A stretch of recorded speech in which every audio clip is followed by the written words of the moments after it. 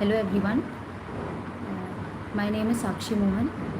मेरा नाम साक्षी मोहन है एंड मैंने इस साल यूपीएससी 2022 में ऑल इंडिया रैंक 572 सिक्योर की है।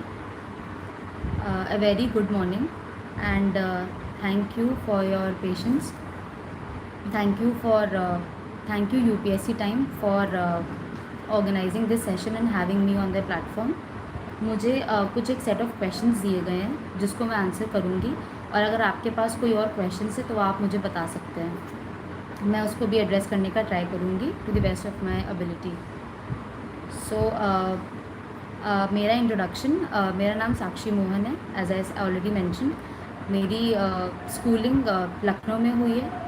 उसके बाद मैंने ग्रेजुएशन किया है, इंजीनियर बीटेक किया है मैंने इंफॉर्मेशन टेक्नोलॉजी में फ्रॉम एनआईटी दुर्गापुर, वेस्ट बंगाल। 2018 में I pass out and after that I started working as a data analyst. After that I started working as a data analyst in Mu Sigma. मैंने 2018 में जॉब स्टार्ट की थी, फिर मैंने एक स्टार्टअप में काम किया, let's transport. In 2021 I join and I resigned in October 2020 and started preparing for this examination. और ये मेरा दूसरा अटैम्प्ट था। मेरे फर्स्ट अटैम्प्ट में मेरा प्रीलिम्स नहीं क्लियर हुआ था एंड इस अटैम्प्ट में ये मेरा सेकेंड प्रीलिम्स, फर्स्ट मेंस और फर्स्ट इंटरव्यू था। सो अगर मैं अपनी जर्नी के बारे में बताऊं तो जैसे मैंने बताया, मैंने प्रेपरेशन स्टार्ट की अक्टूबर 2020 में। उस टाइम मुझे कोई ज़्यादा आइडिया नहीं था कि पढ़ाई कैसे करनी है, तो मैंने कोचिंग ज्वाइन की, मैंने क्लासेस ली हैं दोनों जीएस के लिए और ऑप्शनल के लिए भी। जीएस के लिए मैंने विजन आईएएस ज्वाइन किया था एंड ऑप्शनल के लिए मैंने सोसन मैम की क्लास ली थी, सोसन आईएएस एकेडमी हैदराबाद।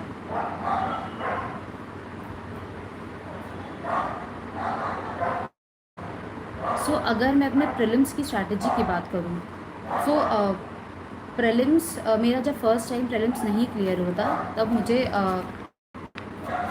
थोड़ा शौक लगा था, बट आई न्यू कि मेरी क्या क्या गलतियाँ थी। तो मैंने उन गलतियों को काफ़ी ज़्यादा ध्यान दिया। मैंने काफ़ी ज़्यादा समझा कि अच्छा ये चीज़ें मुझसे नहीं हो रही हैं या फिर यहाँ मैंने गलती की। तो मैंने अपने फर्स्ट अटेम्प्ट में बहुत ज़्यादा गलतियाँ की हैं। मैं करंट अफेयर्स की स्ट्रैटेजी रिसोर्सेज बताऊंगी। अभी मैं प्रीलिम्स की बता रही हूँ, तो जो अभी बेसिक चीज़ें हैं वो मैं बता देती हूँ, उसके बाद I address all the questions. So मेरे प्रीलिम्स के में बहुत सारे इश्यूज़ थे। पहली बात तो मैंने पढ़ाई अच्छे से नहीं की थी। मैंने बहुत ज़्यादा डाइवर्स सोर्सेस से बहुत ज़्यादा डाइवर्सिटी में नहीं पढ़ा था। मैंने बस बेसिक चीज़ें पढ़ी थी और मैंने बहुत ज़्यादा प्रैक्टिस भी नहीं किया था टेस्ट का, जो मेरी सबसे बड़ी गलती थी। एंड मैंने ज़्यादा क्वेश्चंस पे भी ध्यान नहीं दिया था, बहुत मॉक टेस्ट भी नहीं लगाए थे। तो ये आप लोग ध्यान रखिएगा कि प्रीलिम्स में ऐसे करना है। सो अगर प्रीलिम्स की स्ट्रैटेजी की बात की जाए, मेरे फर्स्ट अटेम्प्ट के बाद मैंने 10-15 दिन का ब्रेक लिया।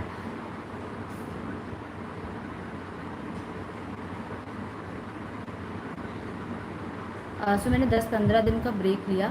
मैंने एनालाइज़ किया कि मैंने क्या क्या किया है इस लास्ट अटेम्प्ट में अपने। तो अभिषेक सराफ सर हैं, उनकी स्ट्रैटेजी थी प्रीलिम्स की, मैंने पूरी वो फॉलो की। So for prelims what I did is, मैं रोज़ न्यूज़पेपर पढ़ती थी, तो न्यूज़पेपर के मैंने नोट्स बनाए थे थोड़े थोड़े।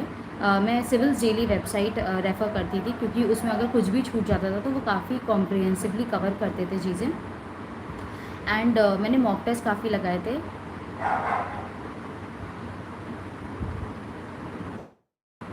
मैंने मॉक टेस्ट काफ़ी लगाए थे। मैंने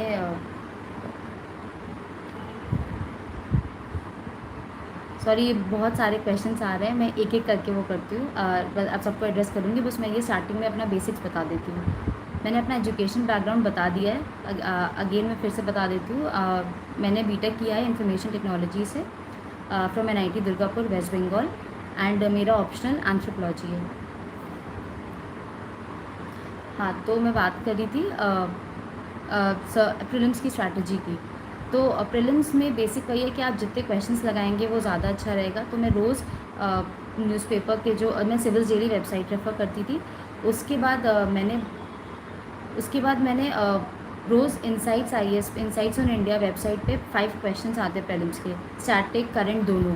तो मैं वो क्वेश्चंस रोज़ सॉल्व करती थी। मैं फोरम आईएएस के क्वेश्चंस रोज़ सॉल्व करती थी। तो मेरे रोज़ के 15 क्वेश्चंस हो जाते थे, और वहाँ से जो भी मुझे न्यू इन्फॉर्मेशन मिलती थी मैं उसको नोट डाउन कर लेती थी। और बाकी प्रीलिम्स के लिए मैंने अलग से प्रीलिम्स की पढ़ाई वैसे भी नहीं करते हैं, हमेशा इंटीग्रेटेड पढ़ाई होती है प्रीलिम्स और मेंस की। तो प्रीलिम्स के लिए मैंने 2 महीने पहले प्रीलिम्स के स्टार्ट कर दी थी अपनी प्रेपरेशन सोली फॉर प्रीलिम्स। और मैंने काफ़ी मॉक टेस्ट लगाए थे। तो I think that is a good habit, वो करना चाहिए। मॉक टेस्ट लगाना बहुत इम्पोर्टेंट है। अब अगर मेंस की बात की जाए तो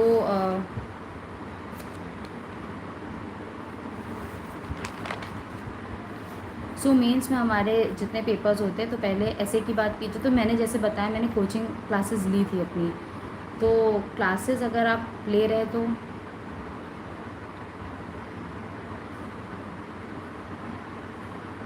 how many months it takes. Okay, so ऐसे की अगर हम बात करें तो मैंने विजन आईएएस से क्लासेस ली थी। फाउंडेशन कोर्स की मैं स्टूडेंट थी। मैंने अक्टूबर 2020 वाला ही बैच लिया था विजन आईएएस का। सो उसमें स्मृति मैम ने काफ़ी अच्छे से ऐसे की चीज़ें समझाई थी हम लोग को। सो ऐसे में मुझे लगता है बहुत इम्पॉर्टेंट है कि आप मैकेनिकल नहीं हो, आप थोड़ा आप स्ट्रक्चर मेंटेन करें, कोड्स डालें। आपका एक प्रॉपर स्ट्रक्चर होना चाहिए। जैसे आपका इंट्रोडक्शन है, आपका एक लिंकिंग पैरा होना चाहिए, आपकी बॉडी है, बॉडी में आपके कितने, तो आप पैराग्राफ्स वर्ड्स और डिसाइड कर लीजिए कि कैसे क्या करना है। आप जितना प्रैक्टिस करेंगे ऐसे, उतना ज़्यादा अच्छा रहेगा आपके लिए। बाकी यूट्यूब पे स्मृति मैम के वीडियोस पड़े हैं काफ़ी सेशंस, तो वो आप यूज़ कर सकते हैं। आई टुक ऑनलाइन कोचिंग फ्रॉम विजन। उस टाइम कोविड था तो सारी क्लासेस बंद थी, तो मैंने ऑनलाइन ही ली थी। मैंने ऑफलाइन ऑप्ट किया था, but I had to do online classes.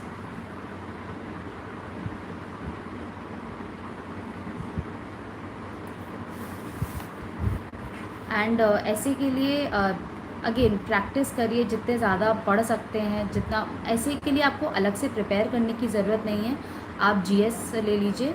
आप जीएस में जो पढ़ते हैं, आप अपने ऑप्शनल का जो पढ़ते हैं, वो उससे आपका हो जाएगा कंटेंट। आप न्यूज़पेपर्स रोज़ पढ़ते हैं, उससे आपको एग्जांपल्स मिल जाएंगे। एथिक्स का एक पेपर बहुत इम्पॉर्टेंट है, उससे उसका कंटेंट काफ़ी ज़्यादा ऐसे में भी यूज़फुल होता है। और आजकल तो फिलोसफिकल एसेज आते हैं, तो उसके लिए आपको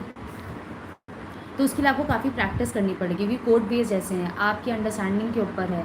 बट एकदम ही एब्स्ट्रैक्ट मत चले जाइए, आप टू द पॉइंट रहिए। आप एग्जाम्पल्स बहुत ज़्यादा लिखिए, वो ज़्यादा ज़रूरी है।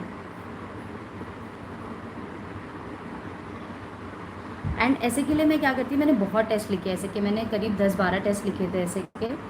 तो समझ लीजिए मैंने 24-25 ऐसे लिखे हुए हैं।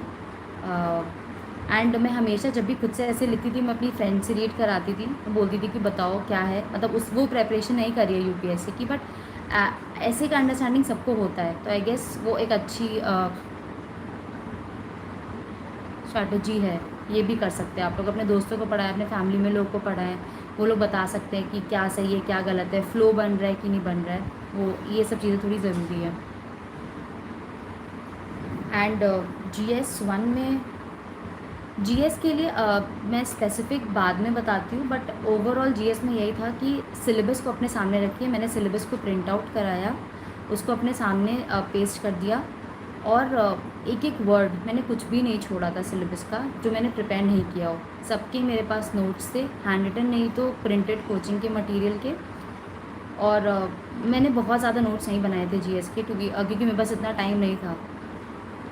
मैंने अक्टूबर 2021 में प्रीलिम्स हुआ था, और उसके बाद बहुत ही कम टाइम था कि मेरा ऑप्शन भी अच्छे से प्रिपेयर्ड नहीं था। सो इसलिए मैंने नोट्स जीएस के नहीं बनाए थे। बट अगर आपके पास टाइम है तो बना लीजिए, नहीं है तो मत बनाइए, प्रिंटेड मटेरियल में ही आप अंडरलाइन करिए, हो जाएगा उससे भी।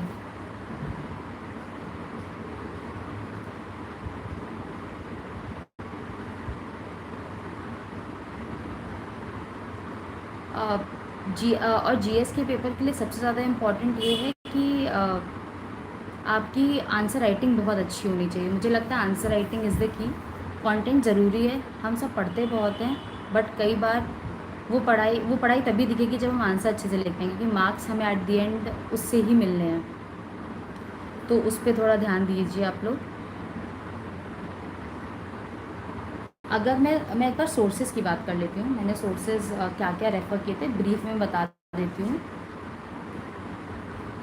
सो अगर हम GS1 की बात करें, आर्ट एंड कल्चर में मैंने विजन IAS की नोट्स जो मेरे क्लास नोट्स थे वो रेफ़र किए थे।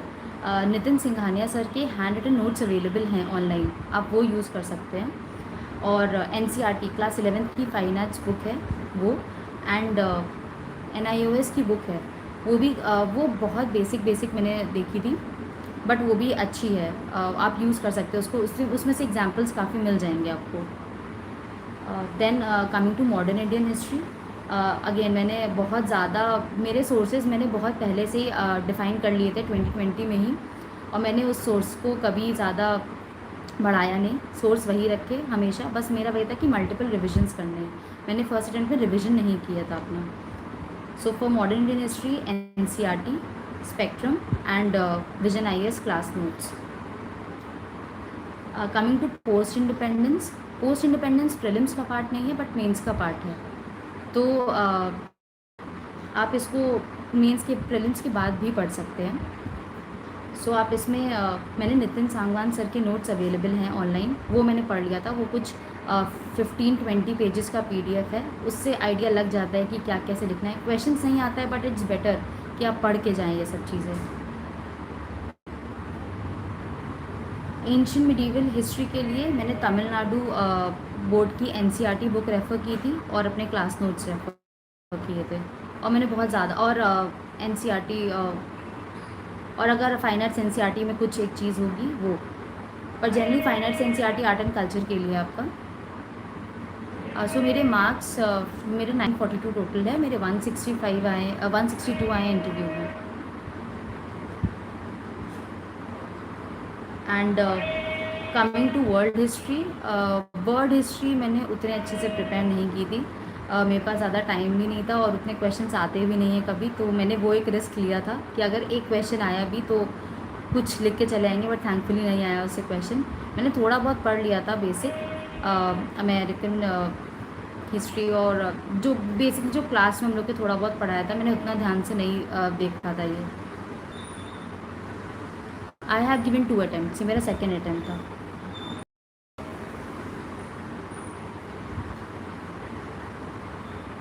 सो कमिंग टू सोसाइटी में भी सेम, मतलब मेरा मेन यही था कि सिलेबस को बहुत अच्छे से कवर करना है। सिलेबस में जो जो चीज़ें होंगी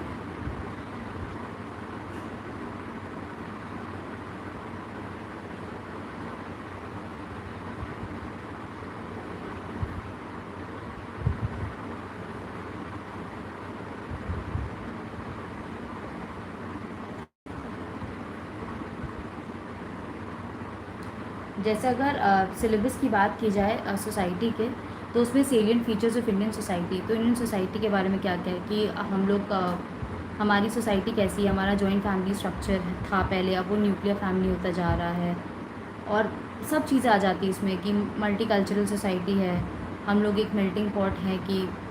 तो ये सब थोड़ा ध्यान दीजिए कि इस पर एक एक चीज़ पढ़िए आप। रीजनलिज्म हो गया, सेक्युलरिज्म हो गया, तो वो क्लास में काफ़ी अच्छे से हम लोग को पढ़ाया गया था, तो मुझे उतना प्रॉब्लम नहीं हुआ।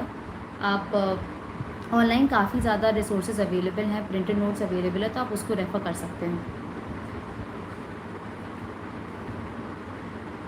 कमिंग टू जोग्राफ़ी में NCERT बहुत इंपॉर्टेंट है। लोग कहते हैं 6 to 12th, बट मैंने 6 to 12th नहीं की थी, मुझे लगा कि मेरा बेसिक्स क्लियर है। सो मैंने क्लास 11th और 12th की NCERT रेफ़र की थी जोग्राफ़ी की, and they are very important. उसको आप अच्छे से पढ़िए। और आप GC लियोंग भी काफ़ी अच्छी बुक है। तो मेरे क्लास नोट्स से GC लियोंग बुक थी, और क्लास 11th और 12th की NCERT थी। कमिंग टू GS2 मैंने काफ़ी ज़्यादा सोर्सेज रेफ़र किए थे, क्योंकि वो काफ़ी डायनेमिक है। उसमें GS2 में हमेशा करंट अफेयर्स बेस्ड पेपर होता है थोड़ा, तो मैंने लक्ष्मीकांत पढ़ी थी। करंट अफेयर्स के लिए मैं विजन आईएएस की मंथली मैगज़ीन यूज़ करती थी। मैंने कभी प्रिंट आउट नहीं निकाले, मैंने हमेशा पीडीएफ फॉर्म में पढ़ा है। एंड मेंस 365 यूज़ करती थी, वो भी रेफ़र किया है। विजन आईएएस के प्रिंटेड मटेरियल आते हैं, वो कहीं भी आपको मिल जाएंगे, किसी भी बुक स्टोर में आप जाएंगे तो उसमें 3 पार्ट्स होते हैं। मैंने पार्ट 2 और पार्ट 3 रेफ़र किया था। एंड सेकेंड ARC की रिपोर्ट्स, एंड सेकेंड ARC कुछ रिपोर्ट्स थी जो मैंने यूज़ की थी। नहीं, मैंने न्यूज़पेपर से नोट्स नहीं बनाए थे। मैंने फर्स्ट अटेम्प्ट में बनाए थे, बहुत ही ज़्यादा टाइम कंज्यूमिंग लगा मुझे, और मैं at the end of the day कुछ रिवाइज़ नहीं कर पाई। सो मैंने सेकेंड अटेम्प्ट में अपने नहीं बनाए थे न्यूज़पेपर से नोट्स। जो मुझे बहुत लगता था इम्पॉर्टेंट है, बस वो नोट डाउन कर लेती थी। बट ऐसा चाहे आप बोले कि एक न्यूज़ करते थे, तो वो मुझे लगता है सिविल डेली वेबसाइट से हो जाता है, तो उतना मुझे ज़रूरत नहीं लगी उस चीज़ की। देन पॉलिटी में मैंने बता दिया आपको अपने सोर्सेस। गवर्नेंस में मैंने अगेन विजन का प्रिंटेड मटेरियल आता है, वो बहुत अच्छा है, मुझे अच्छा लगा। आप लोग देख लीजिए अपने अकॉर्डिंग, आपको क्या सही लगे किस इंस्टीट्यूट का। एंड मैंने और सेकेंड ARC रेफ़र की थी गवर्नेंस के लिए। और आप जो जितनी भी स्कीम्स आती है गवर्नमेंट की, वो आप अगर न्यूज़पेपर अच्छे से पढ़ रहे हैं तो आपको कर लेंगे अच्छे से। देन सोशल जस्टिस के लिए मैंने PDF होता है, PDF थे कुछ ऑनलाइन अवेलेबल, आप अगर सर्च करेंगे तो मिल जाएंगे, वरना if you want I can also share. I will मतलब किसी भी मीडियम के थ्रू मैं शेयर कर दूँगी अगर आप लोग को चाहिए तो। सोशल जस्टिस में basically different sections of society के बारे में क्या क्या हम लोग क्या क्या गवर्नमेंट की स्कीम्स हैं, क्या क्या वो प्रॉब्लम्स फेस कर रहे हैं, क्या क्या वे फॉरवर्ड है, तो वो काफ़ी अगर अच्छे से हम प्रिपेयर कर लें तो एग्ज़ाम टाइम में हमें उतना ध्यान लगाने की ज़रूरत नहीं है। तो जैसे ओल्ड एज हो गया, तो ये सब क्वेश्चंस आजकल काफ़ी बन रहे हैं, तो ये आप पहले से कर लेंगे तो वहाँ पे जाके आपको सोचने की ज़रूरत नहीं पड़ेगी। ये I gave my exam in English medium. Then coming to international relations, IR के लिए मुझे लगता है newspaper is very very important. अगर आप न्यूज़पेपर रिलीजियसली पढ़ रहे हैं तो वो बहुत अच्छा रहेगा, आपको करंट अफेयर्स समझ में आएंगे सारे कि क्या चल रहा है दुनिया में, और उसके अकॉर्डिंग आपको पता चल जाएगा कि क्या चीज़ इम्पॉर्टेंट है। तो इंडिया और बाकी कंट्रीज़ के रिलेशन, कोई इम्पॉर्टेंट फोरम है जहाँ पे कुछ चल, जैसे अभी G20 की बातें चल रही हैं, G20 हो रहा है, तो वो इम्पॉर्टेंट ऑटोमेटिकली हो जाता है। तो ये अगर आप न्यूज़पेपर रोज़ पढ़ेंगे तो आपके लिए बहुत अच्छा रहेगा। Coming to so GS2 and GS3 both are current affairs heavy papers. Then coming to GS3 economics. So economics के लिए मुझे लगता है कि आपका बेस बहुत स्ट्रांग होना चाहिए। If I talk with respect to prelims, क्योंकि काफ़ी कॉन्सेप्चुअल क्वेश्चंस आते हैं, तो अगर आपके कॉन्सेप्ट क्लियर है तो आप वो अच्छे से कर लेंगे वो कॉन्सेप्चुअल क्वेश्चंस। तो आप ये इकोनॉमी के अपने कॉन्सेप्ट्स बहुत ही ज़्यादा स्ट्रांग रखिए। और मेंस के पर्सपेक्टिव से अगर मैं बात करूँ तो again newspapers are very important. Current affairs आप मंथली मैगज़ीन देखते रहिए, उसमें जो जो आता है आप पढ़ते रहिए अच्छे से। एंड मैंने अपने क्लास नोट्स भी देखे थे फॉर द कॉन्सेप्ट्स। और मैंने विजन का प्रिंटेड मटेरियल यूज़ किया था फॉर इकोनॉमी, बहुत अच्छा मटेरियल लगा मुझे, क्योंकि उसमें सिलेबस वाइज एक एक चीज़ दी हुई है, तो मुझे बहुत इधर उधर भागना नहीं पड़ा चीज़ों को लेके, सब चीज़ मेरे पास अवेलेबल थी, मैं बस अंडरलाइन करती थी और उसको पढ़ती थी। कुछ एक्स्ट्रा मिलता था तो I use to add it then and there only, तो मैंने नोट्स नहीं बनाए थे उस चीज़ के लिए। कमिंग टू सिक्योरिटी, सिक्योरिटी में भी करंट अफेयर्स आप न्यूज़पेपर पढ़िए, आप मंथली मैगज़ीन देखिए। मैंने मेरे विजन का जो फाउंडेशन कोर्स था उसमें क्लास नोट्स मैंने रेफ़र किए थे, और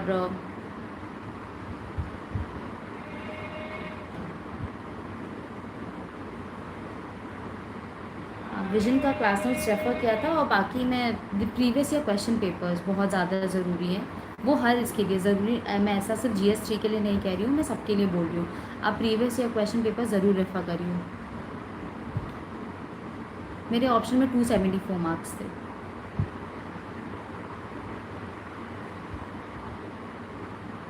coming to science and tech के लिए मैंने बहुत ज़्यादा पढ़ाई नहीं की थी। मैं साइंस बैकग्राउंड से हूँ, तो मुझे थोड़ा इजी हो जाता है समझना compare to I guess other students जो आर्ट्स से हैं। तो आप अगर आर्ट साइड से, तो आप थोड़ा बेसिक कॉन्सेप्ट पढ़ लीजिए क्या क्या होता है जो आपको पढ़ना हो उस चीज़ के लिए। जो आजकल न्यू इन्वेंशंस हो रहे हैं, नोबेल प्राइज़ किसको किस फील्ड में मिल रहा है, आप उसकी अंडरस्टैंडिंग अच्छी रखिए। और मैंने मेंस 365 ही रेफ़र किया था साइंस एंड टेक के लिए। कमिंग टू डिज़ास्टर मैनेजमेंट, लोग ये सब छोटे छोटे टॉपिक्स नहीं देखते, बट सिलेबस को इसीलिए पढ़ना ज़रूरी क्योंकि हर एक टॉपिक से क्वेश्चन आता है। तो डिज़ास्टर मैनेजमेंट के लिए मैंने current affairs, again monthly magazines जो होती हैं, मेरे कुछ एक एनसीईआरटी आती है डिज़ास्टर मैनेजमेंट को लेके, तो वो मैंने रेफ़र की थी। एंड एनडीएमए की गाइडलाइंस का पीडीएफ होता है, तो मैंने वो पीडीएफ पढ़ा था। वो बहुत लेंथी पीडीएफ है, बट मैंने वो पढ़ा था और मैंने उससे ही शॉर्ट नोट्स बनाए थे। वो काफ़ी हेल्पफुल होता है क्योंकि आपने मतलब मैंने एक बार टाइम इन्वेस्ट कर दिया है, बट एट दी एग्ज़ाम जब पास आ रहे थे तो वो मेरे लिए शॉर्ट नोट्स काफ़ी बेटर हो गए थे। काफ़ी बेटर हो गया था मुझे उससे रिवाइज़ करने के लिए, क्योंकि उसमें मेरे हर डिज़ास्टर रिलेटेड मेरे पास सारे सॉल्यूशंस थे, सारे इश्यूज़ थे। तो मुझे एग्ज़ाम टाइम में बहुत मेहनत नहीं लगी कि हाँ ये चीज़ सोचनी है।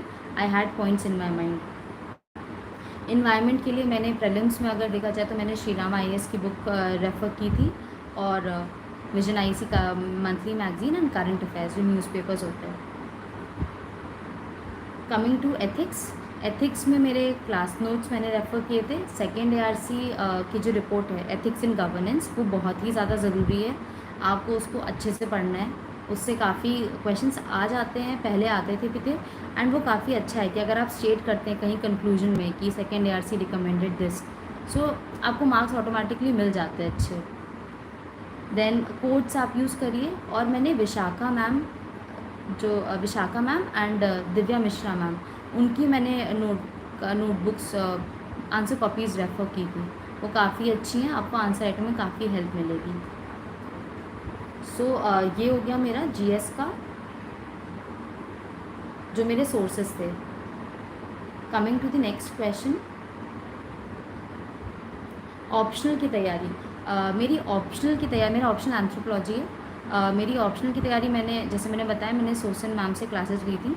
मेरी ऑनलाइन क्लासेस थी, वो भी काफ़ी हेल्प मिली थी मुझे। कॉन्सेप्ट्स मेरे काफ़ी क्लियर हो गए थे मैम की क्लासेस करके। वो फर्स्ट अटैम्प्ट में ही हो गया था, बट मैंने फर्स्ट अटैम्प्ट में बहुत अच्छे से पढ़ाई नहीं की थी ऑप्शनल की भी। मुझे बस लगा कि हाँ इतना पढ़ने से हो जाएगा, but after my prelims I realise कि नहीं, सिलेबस पूरा करना होता है, हर जगह से क्वेश्चन आते हैं, तो आप सिलेबस का कोई भी एक टॉपिक मत छोड़िए।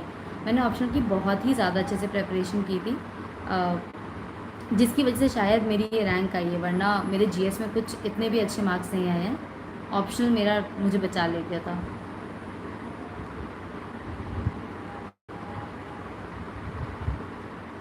और तैयारी के लिए ऑप्शनल के आप मैंने खुद के नोट्स बनाए थे, आप देख लीजिए आपको क्या बताना है। I can share a PDF. अभी मैं ऑप्शनल की स्ट्रैटेजी बताने बैठूंगी तो वो बहुत लंबी चली जाएगी, क्योंकि मैंने काफ़ी डाइवर्स सोर्सेज रेफ़र किए थे। मैंने सचिन गुप्ता सर के नोट्स रेफ़र किए, मैंने वर्णित नेगी सर के नोट्स रेफ़र किए थे,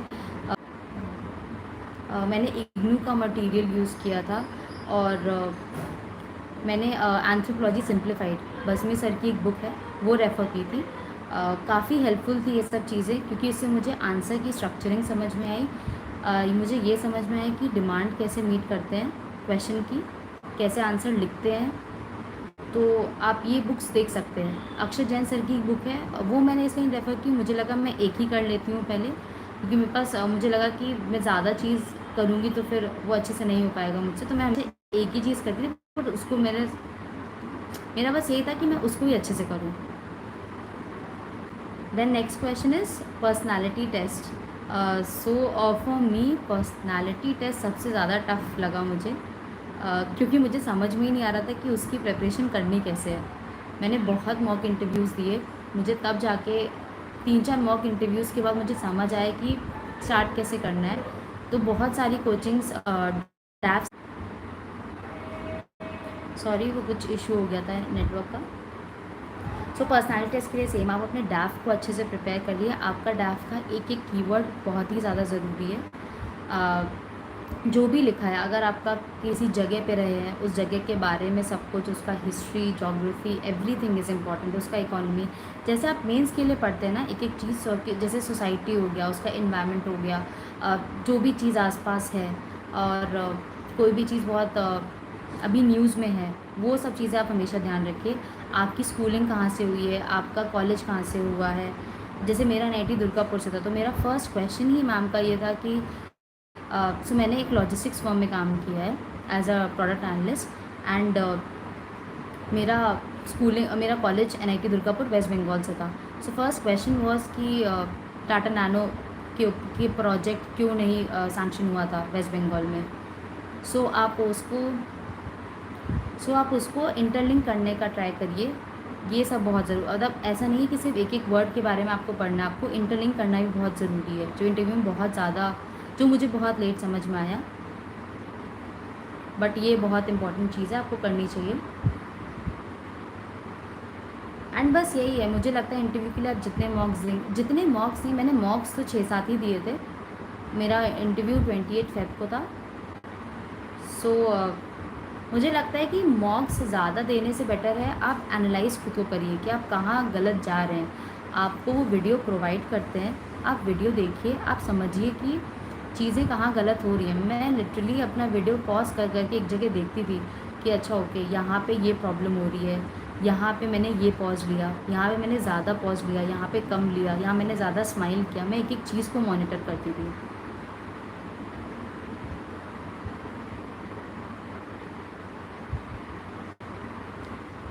एंड बाकी आपको अपना कॉन्फिडेंस मेंटेन करना है, आप ऑनेस्ट रहिए। आप वहाँ पे जाके कुछ भी ब्लफ मत करिए, नहीं आता है बोल दीजिए कि नहीं आता है। वो आपको कुछ ज़्यादा कहेंगे नहीं, वो वैसे भी आपको स्टार्टिंग में बोल ही देते हैं कि आप आराम से रहिए। मैं आपको कुछ पॉइंटर्स बता देती हूँ जो इंटरव्यू के लिए आपको काम आएगा। इंटरव्यू में सबसे ज़रूरी चीज़ है आपको ओपिनियन फॉर्म करना। आपको कन्विक्शन के साथ बोलना है। आप ट्राई करिए कि ड्राइव करना है इंटरव्यू को, कि अगर आपसे वो कोई क्वेश्चन पूछ रहे हैं तो आप उसके आंसर जब देंगे आप, तो उस आंसर में ही आप कुछ ऐसा चीज़ ढूंढें कि उससे वो नेक्स्ट क्वेश्चन की तरफ डायरेक्ट हो जाए। आप अगर उनको कंटेंट नहीं देंगे तो वो अपने मन से फिर कुछ भी पूछेंगे, जो आपको एक डिलेमा वाले जोन में दे सकते हैं कि आपको वो नहीं भी आ सकता है। तो अगर आप ड्राइव करेंगे इंटरव्यू तो वो आपके लिए ही बेहतर होगा। आप उस टाइम आपका अपर हैंड रहेगा इंटरव्यू में। आप केयरफुली इंटरव्यू को सुनिए, बोर्ड मेंबर्स को, उनसे अच्छे से बात करिए, नोट करें, फॉर्मल लैंग्वेज यूज़ करिए, बहुत फ्लावी लैंग्वेज नहीं, बहुत मेटाफर्स नहीं, कुछ नहीं, बहुत सिंपल तरीके से बात करिए आप, और डायरेक्टली पॉइंट पे आइए। इंटरव्यू 30 मिनट्स 40 मिनट्स का मैक्स टू मैक्स किसी का होता है, तो आप जितना don't beat around the bush, just directly come to the point. Then the other thing is content is very important. आप क्या बोल रहे हैं बहुत ज़्यादा ज़रूरी, भले आप कम बोलें बट अच्छा बोलें। आप स्टेटिस्टिक्स दीजिए, आप चीज़ें बताइए उनको कि क्या है, क्यों ये इशू हो रहा है, क्या कैसे नहीं आता है, नो बोल दीजिए। आई कांटेक्ट उनके साथ बनाना ज़रूरी है। और क्वेश्चंस हमेशा जनरली 3 टाइप्स के इंटरव्यू में पूछे जाते हैं। एक होता है फैक्चुअल। अगर आपको फैक्चुअल क्वेश्चन नहीं आ रहा है, आप गेस मत करिए, आप डायरेक्टली बोल सकते हैं sorry sir, sorry ma'am, I don't know, I am unable to I'm unable to recall. Then second is the analysis of the question, कि अगर आपसे किसी पे आपका ओपिनियन पूछा गया है, या फिर आपसे पूछा गया है कि अच्छा इसका आप में इस चीज़ को लेकर आपकी क्या राय है, तो आप इसमें ये नहीं बोल सकते कि मुझे आता नहीं है। आपको कुछ ना कुछ तो बोलना ही पड़ेगा, आपको ओपिनियन अपना फॉर्म करना ही पड़ेगा। इसमें प्रेजेंस ऑफ माइंड थोड़ा इम्पॉर्टेंट होता है। अपने आंसर को स्ट्रक्चर करिए वेल, अपने पॉइंट पे अड़े रहिए। अड़े रहने का मतलब ये नहीं है कि आप उनसे झगड़ा कर लें, आप अच्छे से पॉइंट रखिए। वो बहुत बार ट्राई करेंगे कि अच्छा नहीं ऐसा, मेरे साथ मॉक इंटरव्यूज़ में ये काफ़ी हुआ है, तो मैं बहुत ही पोलाइटली कहती थी कि sir this is what I believe is correct, otherwise आप जो कह रहे हैं वो भी ठीक है, मैं देखूँगी, मैं इसके बारे में और रीड करने का ट्राई करूँगी। और आप अपना ओपिनियन हमेशा बैलेंस रखिए। आप और जब भी आपको लगे कि कहीं पे आपको कुछ कंट्रोवर्शियल क्वेश्चन आ रहा है, तो आप उसको बैकअप करिए किसी कमिटी से या फिर किसी फैक्ट से। बस कन्विक्शन रखिए आप अपने। मुझे बस ये लगता है कन्विक्शन बहुत इम्पॉर्टेंट है। क्लियर रहें, आप प्रिसाइज रहें, आप फ्लुएंट रहें, कॉन्फिडेंट रहें, आर्ग्यू नहीं करें। आपको बेसिक मार्क्स तो मिलेंगे। मुझे पता है कि मैं इंटरव्यू में काफ़ी क्वेश्चंस नहीं आंसर कर पाई थी, मतलब टू द पॉइंट नहीं था मेरा, मुझे काफ़ी क्वेश्चंस के आंसर्स नहीं आते थे। Still I manage to score 162। So बस मेरा ये था कि ऑनेस्ट रहना है। आ रहा है तो बता दूंगी, नहीं आ रहा है तो आई से सॉरी। सो वो I guess is a good approach rather than bluffing. और कुछ छोटी छोटी टिप्स जो होती हैं इंटरव्यू की, कि आप बिना किसी एक्सपेक्टेशन के साथ जाइए। आप ये मत सोच के जाइए कि अच्छा मैं तो ये कर चुका हूँ, वो कर चुकी हूँ, मैंने ये किया है, मुझसे ऐसा क्वेश्चन पूछेंगे। आपसे हो सकता है कुछ भी ना पूछे उससे रिलेटेड। तो किसी एजम्पशन या एक्सपेक्टेशन के साथ नहीं एंटर करना है आपको। एक स्ट्रक्चर्ड वे में आपको बात प्रेजेंट करनी है अपनी। आपको अवॉइड करना है, avoid the compulsion to answer any question. So no बोलना सीखिए, मतलब it's okay to say no. एक स्ट्रॉन्ग प्रेजेंस ऑफ माइंड होना चाहिए। आपको अलर्ट रहना है, आपको ऑप्टिमिस्टिक रहना है। एंड एक अच्छी प्रैक्टिस जो मैं करती थी और मुझे काफ़ी टीचर्स ने भी रेकमेंड की थी, यूट्यूब पे काफ़ी बताते हैं कि आप अपना वीडियो, आप खुद से क्वेश्चंस पोज करिए, आप अपना वीडियो बनाइए और आप देखिए कि आपका एक्सप्रेशन कैसा है, आप कैसे बात कर रहे हैं, आपकी टोन कैसी है। तो वो काफ़ी हेल्पफुल एक्सरसाइज है। तो ये हो गया है इंटरव्यू के लिए।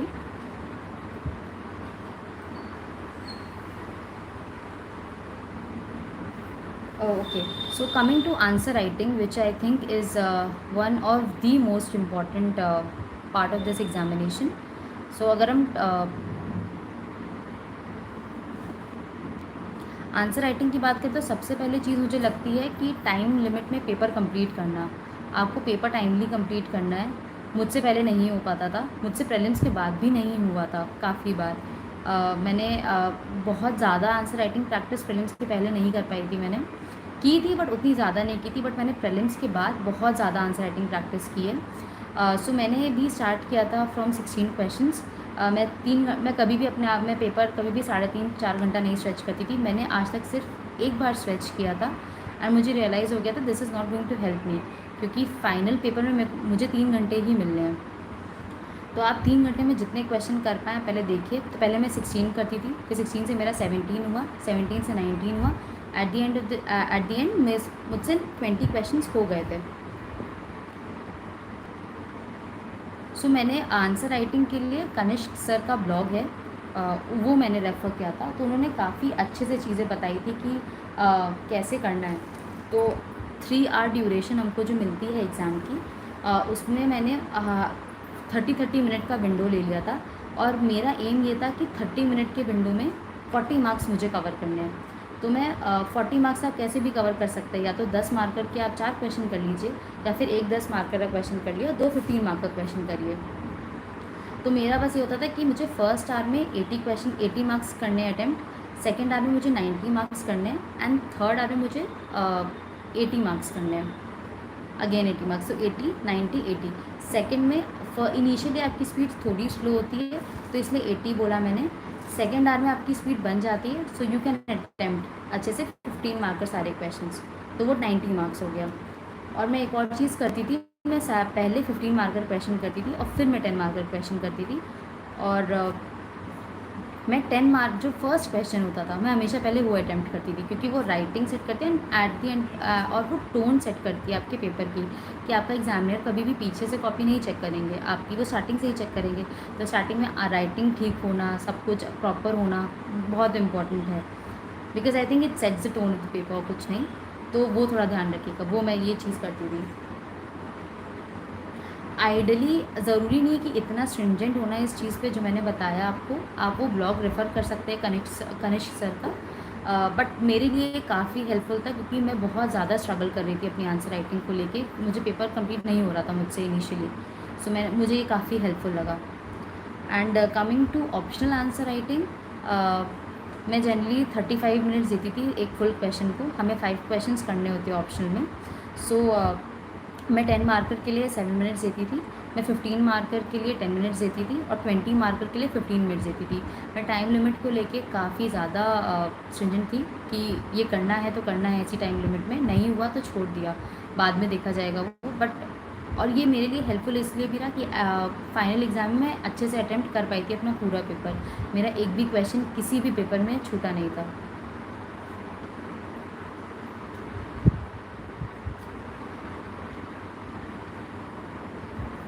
Okay, so coming to previous year question papers important हैं कि नहीं? Very very very important. जितने भी टॉपर्स हैं आज तक सब ने यही बोला है कि उसको रेफ़र करना ही करना है, उससे आपको आइडिया मिलता है कि पेपर के क्वेश्चंस कैसे आते हैं। एंड आपको ये भी समझ आता है कि आपको सिलेबस किस तरीके से पढ़ना है। मुझे क्योंकि पहले सिलेबस अगर हम देखें नहीं समझ में आता कि क्या कैसे है, बट आप सिलेबस और प्रीवियस ईयर क्वेश्चन पेपर्स को साथ में रखेंगे तो आपको अच्छा खासा आइडिया मिल जाता है चीज़ों को लेकर। प्रीवियस ईयर पेपर्स को एनालाइज़ अगर आपको करना है तो एनालाइज़ आपको सिलेबस को देख के करना होगा, किस टाइप के क्वेश्चंस आ रहे हैं। बेसिक चीज़ें होती हैं जैसे कि हर साल जैसे हर टॉपिक से क्वेश्चंस आते हैं जनरली। अगर आप उठा के देखेंगे GS3 का पेपर तो डिज़ास्टर मैनेजमेंट से क्वेश्चन आएगा, साइंस एंड टेक से क्वेश्चन आएगा। तो अगर आप प्रीवियस ईयर क्वेश्चंस नहीं देखेंगे तो आप ये छोटे छोटे टॉपिक्स ना छोड़ देंगे। जो जो भी 15 मार्कर 10 मार्कर आ रहा है और एक एक मार्क इंपॉर्टेंट है इस एग्जामिनेशन में, तो आपको सारे टॉपिक्स बहुत ही डिलिजेंटली पढ़ना है। The type of questions being asked you'll get to know, you'll get to understand if you refer the previous year question papers. Language of the question, जैसे बहुत बार क्वेश्चन में आता है क्रिटिकली एनालाइज, इवेलुएट, तो ये सब वर्ड्स अगर आपको नहीं पता होंगे, ये टेस्ट सीरीज़ तो होती हैं बट आपको समझ भी आएगा कि UPSC कैसे क्वेश्चंस पूछना चाह रहा है आपसे। तो अगर आप डिमांड अच्छे से एड्रेस करेंगे तो आपको मार्क्स भी अच्छे अकॉर्डिंगली मिलेंगे।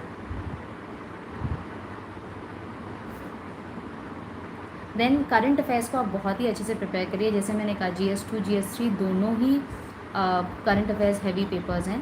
सो उसको बहुत अच्छे, जैसे 2021 में GS3 में S400 पे क्वेश्चन आया था और उस टाइम इंडिया परचेज़ कर रहा था वो, तो ये ज़रूरी है। और लास्ट ईयर प्रेसिडेंशियल इलेक्शन चल रहे थे फ्रांस के, और सेम ईयर हमारे 2022 के मेंस में क्वेश्चन आया था, critically examine the procedure through which the president of India and France are elected. तो अगर आप न्यूज़पेपर अच्छे से पढ़ रहे हैं तो आप ये क्वेश्चन बहुत ही आराम से प्रेडिक्ट कर सकते हैं कि ये हो जाएगा, कि ये आपको करना ही करना है।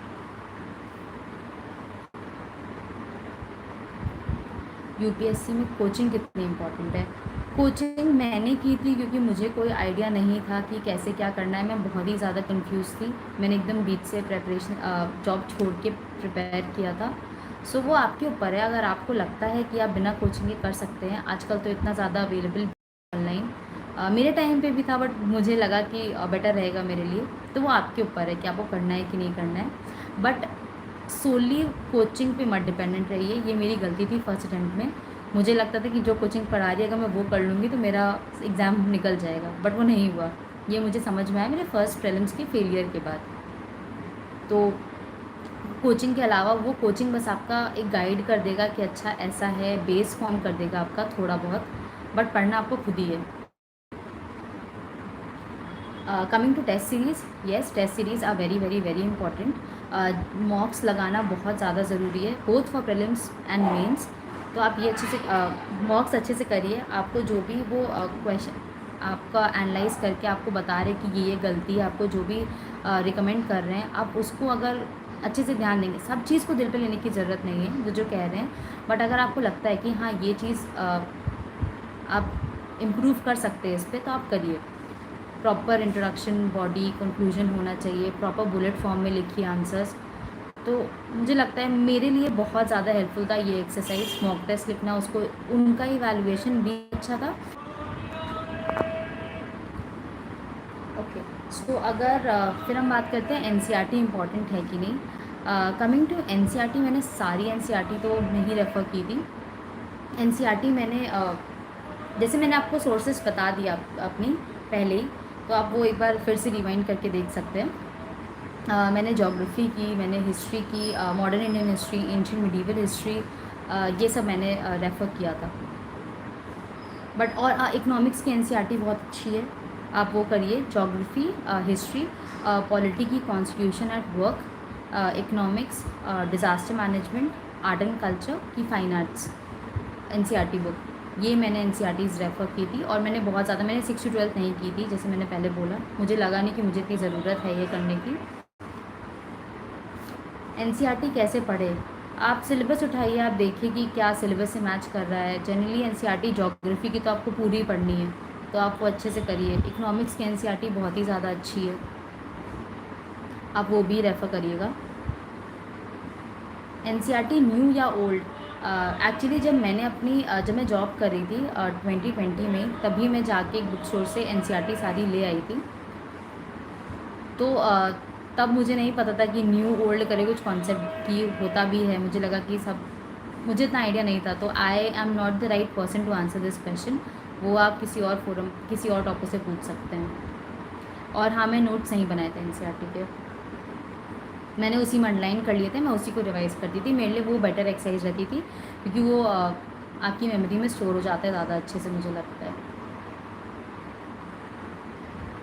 करंट अफेयर्स की तैयारी, मैं करंट अफेयर्स के लिए न्यूज़पेपर पढ़ती थी रोज़। प्रीलिम्स और मेंस के दौरान मैंने द हिंदू रेफ़र किया था। और मैं सिविल डेली वेबसाइट अच्छे से एकदम डिलीजेंटली फॉलो करती थी, रिलीजियसली फॉलो करती थी। और बाकी जब इंटरव्यू आता है तब मैंने 2 न्यूज़पेपर रेफ़र किए थे, द हिंदू और इंडियन एक्सप्रेस। और मैंने जैसे बताया, मैं रोज़ क्वेश्चन सॉल्व करती थी इनसाइट्स प्लेटफॉर्म पे और फोरम आईएएस के प्लेटफॉर्म पे। तैयारी के लिए कितने साल के करंट अफेयर्स पढ़ने चाहिए? ओके, मैंने लास्ट 1 साल के ही पढ़े थे। तो जैसे अगर एग्ज़ाम आपका मई में हो रहा है तो लास्ट ईयर मई से।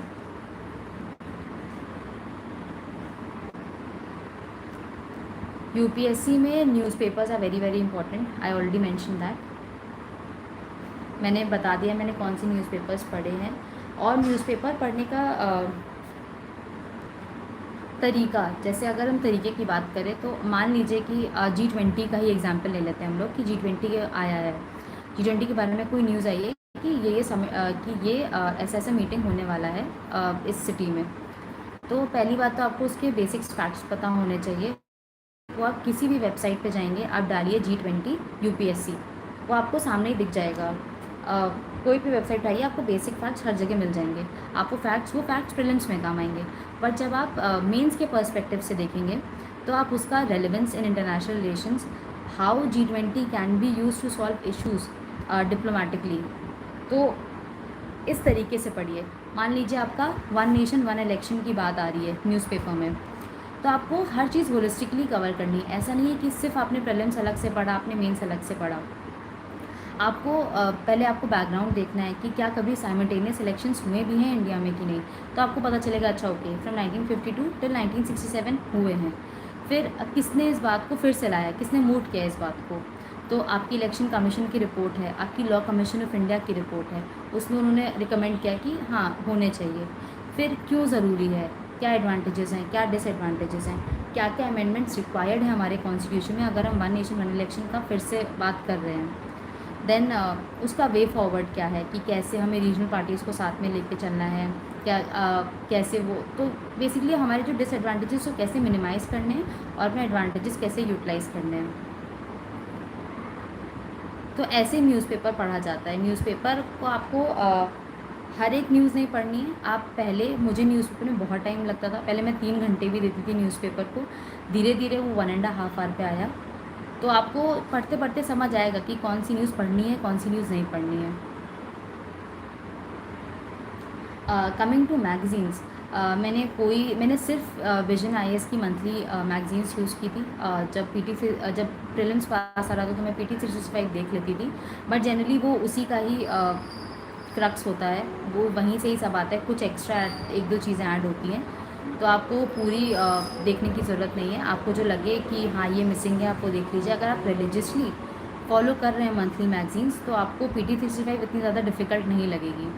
एंड मैंने कभी भी योजना, कुरुक्षेत्र नहीं रेफ़र किया। मुझे हमेशा वो रहता था कि हाँ मैंने कभी मिस तो नहीं कर दिया।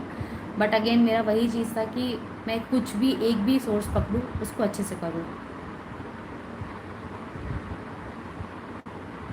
और यूपीएससी की तैयारी मैंने शुरू की थी अक्टूबर 2020 में।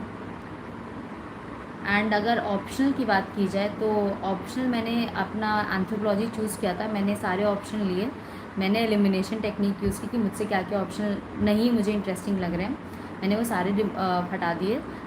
फिर मेरे पास सिर्फ सोशियोलॉजी, एंथ्रोपोलॉजी और साइकोलॉजी बचा था। सोशियोलॉजी मुझे खास इंटरेस्ट नहीं आया, मैंने जब उसका सिलेबस देखा और थोड़ा बहुत उसके बारे में पढ़ा। एंथ्रोपोलॉजी उस टाइम काफ़ी टॉपर्स उस टाइम निकल भी रहे थे। आई नो ये बहुत सही तरीका नहीं है एक ऑप्शनल चूज़ करने का, बट उस टाइम मुझे कुछ भी समझ नहीं आ रहा था एंड आई थॉट कि I take a risk and take this option. थोड़ा मैंने रिसर्च भी की थी, मैंने खुद से पढ़ा भी था, मैंने एम्बर एंड एम्बर बुक ली, मैंने पढ़ा उसको, मुझे इंटरेस्टिंग लगा, तब जाके मैंने ये चीज़ की। क्योंकि जैसे मैंने बीटेक किया इन्फॉर्मेशन टेक्नोलॉजी से, तो कंप्यूटर साइंस कहीं भी ऑप्शनल नहीं है, सो मुझे ये सब्जेक्ट लेना ही था। तैयारी के लिए सोशल मीडिया का यूज़, सोशल मीडिया की अगर बात की जाए तो यूट्यूब बहुत ही अच्छा मीडियम है। जैसे अभी आप लोग मुझे सुन रहे हैं, वैसे ही मैंने बहुत सारे टॉपर्स को सुना है। मैंने तैयारी भरी 2020 में स्टार्ट की थी, बट मैंने टॉपर्स टॉप हमेशा से देखी है। स्टार्टिंग फ्रॉम 2019 मैंने 2019 से टॉपर स्टॉक देखना शुरू किया कि अच्छा होता क्या है, चीज़ें क्या होती है, एग्ज़ाम को समझना बेसिक। मैंने पढ़ाई कभी नहीं की, बट हाँ मैं टॉपर स्टॉक देखती थी। समझ बाद में ही बातें, बट वो चीज़ ज़रूरी हो जाती है कि एग्ज़ाम पॉइंट ऑफ व्यू से कि अच्छा ये ऐसे होता है, ये एग्ज़ाम होता है। क्योंकि मुझे तो पहले पता ही नहीं था कि एग्ज़ाम भी कितने पेपर होते हैं हमारे, तो वो थोड़ा अंडरस्टैंडिंग अच्छी हो जाती है उससे। आपको सोर्सेस समझ में आ जाते हैं क्या क्या पढ़ने हैं आपको। आप सुनिए बहुत लोग की, बट करिए वो जो आपको सही लगे। ज़रूरी नहीं आपको हर टॉपर को ब्लाइंडली फॉलो करना है, ये सबसे बड़ी गलती होती है जो लोग करते हैं। आप किसी भी टॉपर को ब्लाइंडली मत फॉलो करिए, आप अपने देखिए अपनी स्ट्रेंथ और वीकनेस के अकॉर्डिंग डिसाइड करिए कि क्या सही है क्या गलत है। और जैसे आपके पास मान लीजिए टाइम कम है, आपको लग रहा है कि अभी तो मुझसे हर एक चीज़ नहीं हो पाएगी, तो मुझे लगता है 3 पेपर्स जो बहुत ही ज़्यादा इम्पॉर्टेंट हैं, वो है आपका ऑप्शनल जो आपकी रैंक बनाता है, आपका एथिक्स का पेपर एंड ऐसे। ये 3 पेपर पे आप सबसे ज़्यादा फोकस करिए। आंसर राइटिंग मतलब पढ़िए आप सब, बट मुझे लगता है कि ये 3 बहुत ज़्यादा ज़रूरी है और मैंने इन 3 पे सच में बहुत ज़्यादा फोकस किया था।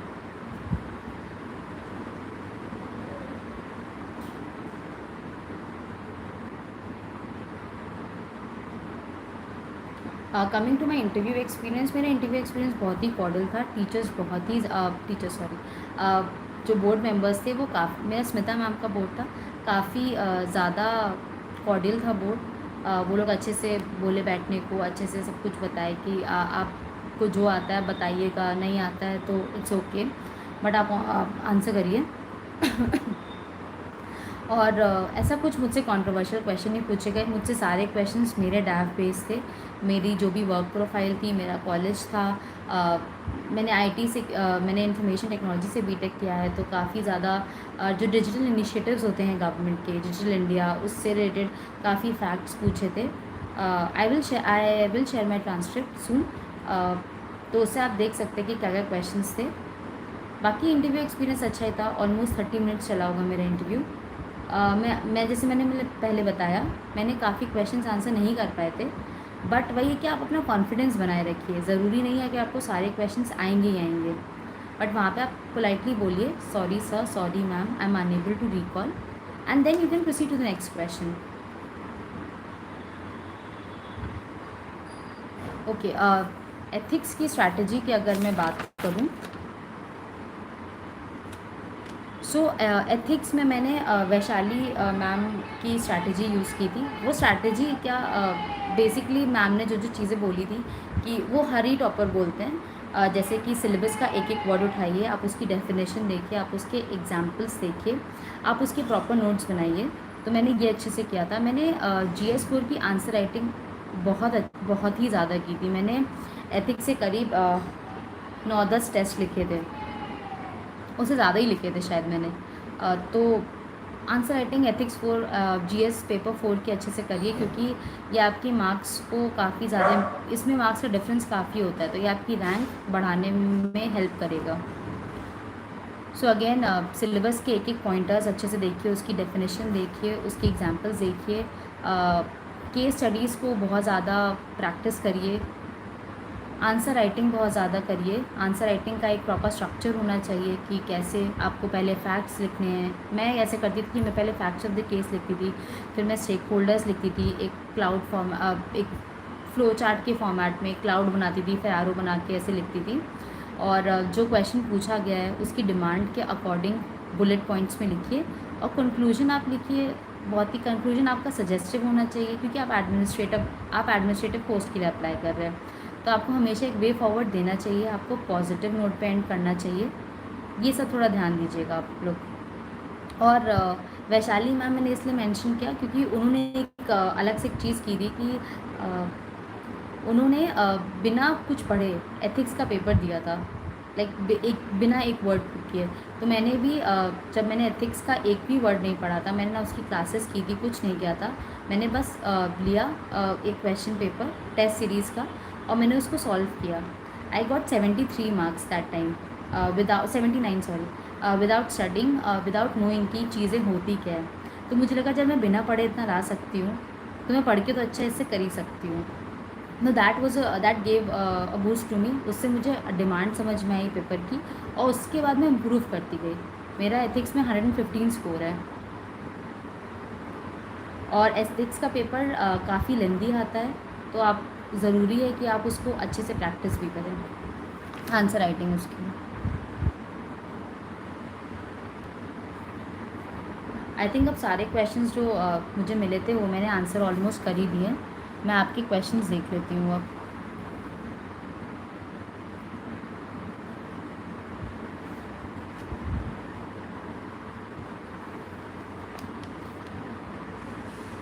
मैं अपना एजुकेशनल बैकग्राउंड तो बता चुकी हूँ, मैंने काफ़ी बार वो मेंशन कर दिया, आप रिवाइंड करके वो देख सकते हैं।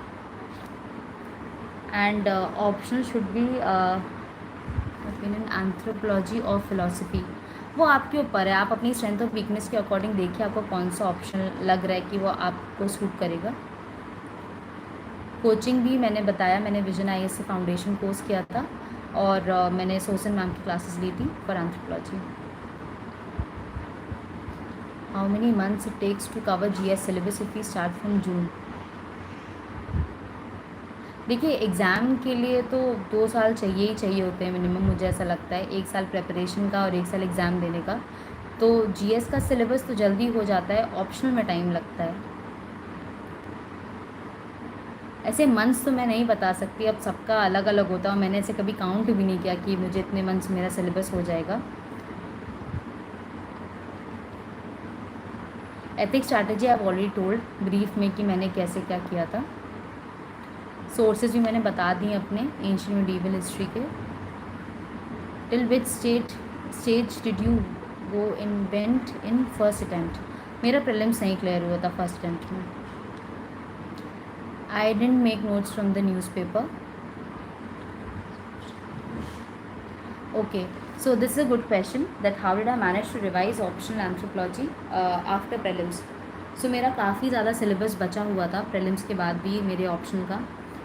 मैंने ऑप्शनल में अपने फिर एक एक पॉइंट उठाया। मेरा जेनेटिक्स का पूरा पार्ट बचा था, मेरा पेपर 1 काफ़ी बचा था, पेपर 2 ठीक ठाक कर लिया था मैंने, बट मेरा पेपर 1 का काफ़ी ज़्यादा सिलेबस, स्पेशली आफ्टर यूनिट 8 मेरा काफ़ी सिलेबस था जो लेफ़्ट था। और आजकल तो मतलब हर जगह से ही क्वेश्चन आते हैं, मतलब ऐसा आप नहीं कर सकते कि कुछ भी छोड़ दें। तो मैंने अपने ऑप्शन में कुछ भी नहीं छोड़ा था। मैं रोज़ अच्छे से 5 आवर्स देती थी अपने ऑप्शनल को। मैंने एक्चुअली अपने फर्स्ट प्रीलिम्स के फेलियर के बाद से ही अपने ऑप्शनल में बहुत ज़्यादा ध्यान दिया है। तो मैं उसके नोट्स बनाती थी, मैं सब कुछ, मैंने मेरे खुद के नोट्स बने थे ऑप्शनल के। If I talk about note making and then revision, मैं रिवाइज़ रेगुलरली करती थी। मैं टेस्ट देती थी अच्छे से, उसका जो भी आता था फीडबैक मैं उसको अच्छे से देखती थी कि मुझे क्या बोला गया है, और फिर मैं उसको इम्प्रूव करने का ट्राई करती थी in the other mock that I give.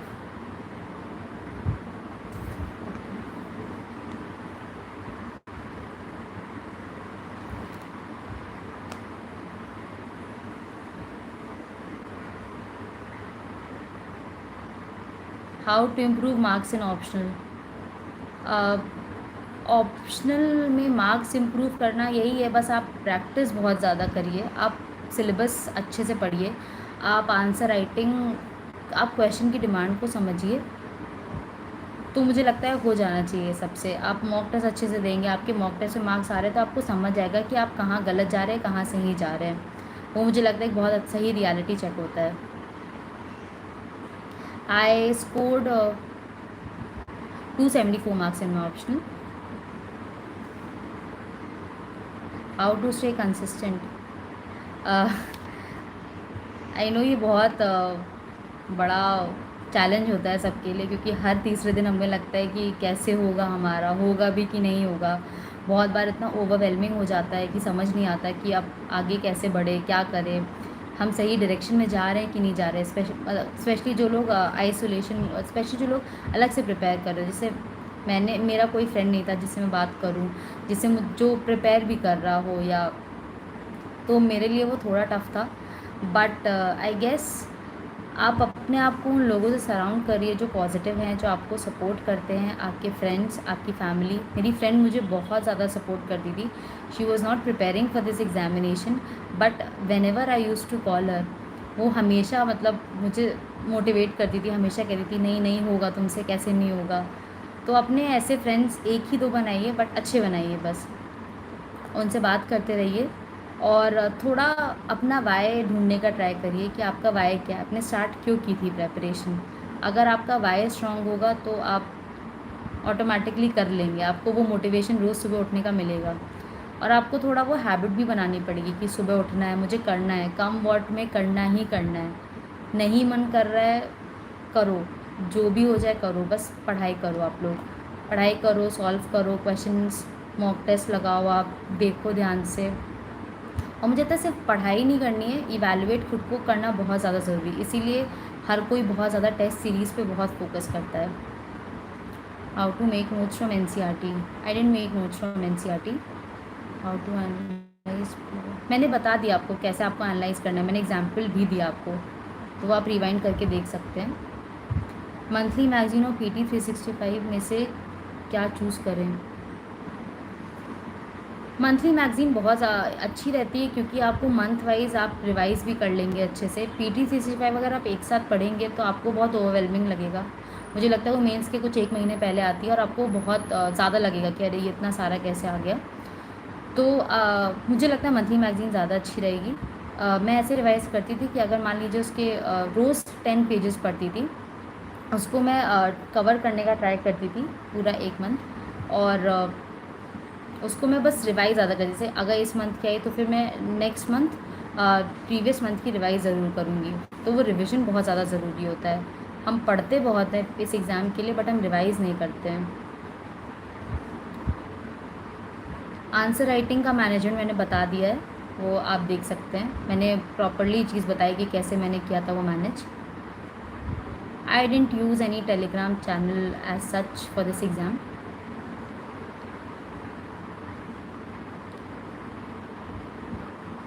How to start when you are not joining coaching and studying in college. अगर आप कॉलेज में पढ़ रहे हैं, आप ऑनलाइन सोर्सेज रेफ़र कर सकते हैं, काफ़ी ज़्यादा अच्छे प्लेटफॉर्म्स अवेलेबल हैं। I think insights on India is a good platform. काफ़ी ज़्यादा टॉपर्स हैं जो अपने कॉलेज के टाइम से ही प्रेपरेशन स्टार्ट कर चुके हैं, तो आप उनका थोड़ा देख सकते हैं कि कैसे उन्होंने किया है। I wouldn't be the correct person इस क्वेश्चन को आंसर करने के लिए, क्योंकि मैंने तो कोचिंग की थी। तो आप थोड़ा उनका देख लीजिए और आप उसके अकॉर्डिंग कर लीजिए। इंडियन सोसाइटी के लिए मैंने स्मृति मैम हम लोग को विजन आइज में पढ़ाती थी, तो उनके मैंने नोट्स रेफ़र किए थे। उनके आई गेस कुछ चैनल्स भी, उनका एक चैनल भी है, आप वो भी देख सकते हैं टेलीग्राम पे, वो काफ़ी अच्छा रहता है, काफ़ी अच्छा चैनल है। मैम अपने काफ़ी नोट्स भी देती हैं उसमें, स्मृति शाह मैम, क्योंकि अगर उनके नोट्स मिल जाते हैं तो वो काफ़ी ज़्यादा बेनिफिशियल होता है हमारे लिए। और आप बाकी करंट अफेयर्स देखते रहिए सोसाइटी के लिए।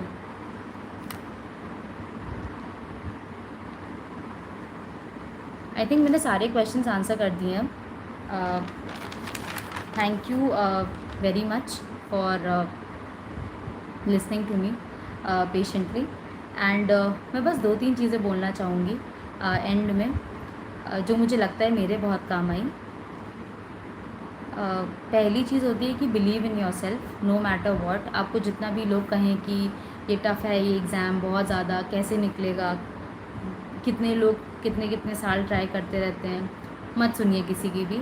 आई नो टफ़ है, बट अपने अंदर एक बिलीफ रखिए कि हो जाएगा। बस अपने आप को बस ये रोज़ सोने से पहले बोलिए कि I know I crack this examination come what मे। आप बस अपना मेहनत करते जाइए। आप प्रोसेस पे अगर फोकस करेंगे, रिज़ल्ट आपको खुद ब खुद मिलेगा। आपको ज़रूरी नहीं है कि आप बस रिज़ल्ट के बारे में मत सोचिए। Then the second thing is try to be a better version of yourself every single day.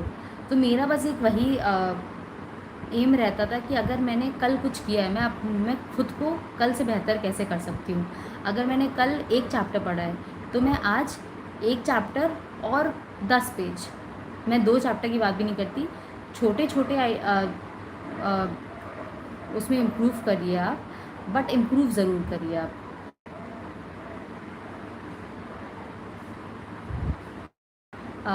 और तीसरी चीज़ ये है कि देखिए, डर सबको लगता है, डर लगना बहुत ही ज़्यादा लाजमी है, बट आप इस डर से पढ़ाई मत छोड़िए। बहुत बार ऐसा होता है कि हम इतना डर जाते हैं कि सिलेबस इतना ज़्यादा है, ये ऐसे कर रहे हैं, वो इतना कर रहे हैं। कंपेयर मत करिए अपने आप को किसी से भी, आप बस पढ़ते रहिए। आपको डर लग रहा है, आप 2 सेकंड का ब्रेक लीजिए, आप डीप ब्रेथ लीजिए, आप मेडिटेशन करिए। इससे एंजाइटी भी कम होती है और आप काम भी होते हैं। तो अगर आप ये सब चीज़ें करेंगे, मुझे लगता है आप डर को ओवरकम कर लेंगे। और अगर आपने डर को ओवरकम कर लिया, तो इस मोमेंट के बाद अगर आप पढ़ने बैठ गए, तो आप आराम से निकाल सकते हैं। मुझे ये लगता है कि बस वो सेल्फ बिलीफ होना और अपने डर को ओवरकम करना इज़ वेरी वेरी इंपॉर्टेंट। और बेसिक अंडरस्टैंडिंग कॉन्सेप्ट्स की बहुत ज़्यादा ज़रूरी है। आप अपनी कॉन्सेप्चुअल क्लैरिटी बहुत ज़्यादा रखिए। And lastly is have faith in God. Meditation करिए, भगवान पे भरोसा रखिए। बस कुछ नहीं होता है तो हाँ, नहीं समझ आ रहा है कुछ, तो प्रे कर लीजिए किसी रिलीजियस, जिस भी भगवान में आप बिलीव करते हैं, यूनिवर्स में, तो चाहिए जाके बैठिए थोड़ी देर, उनको ध्यान करिए और सब सही होगा। बस अपने ऊपर विश्वास रखिए। और जैसे एंथ्रोपोलॉजी में हमारे में जब हम रिलीजन पढ़ते हैं, तो उसमें मैलिनोस्की का जो फंक्शनलिज्म आता है, उसमें वो बात भी करते हैं कि अगर कि जो रिलीजन होता है, उसमें हम अगर भगवान के ऊपर सब छोड़ देते हैं, तो हम एक चैन की नींद सो जाते हैं। वो एक फंक्शनलिस्ट पर्सपेक्टिव आता है रिलीजन का, गॉड का। तो आई थिंक ये मेरे लिए काफ़ी हेल्प किया। तो बस यही है मेरा एक message. And all the very best to everyone out there, and keep writing, keep practicing, and keep studying.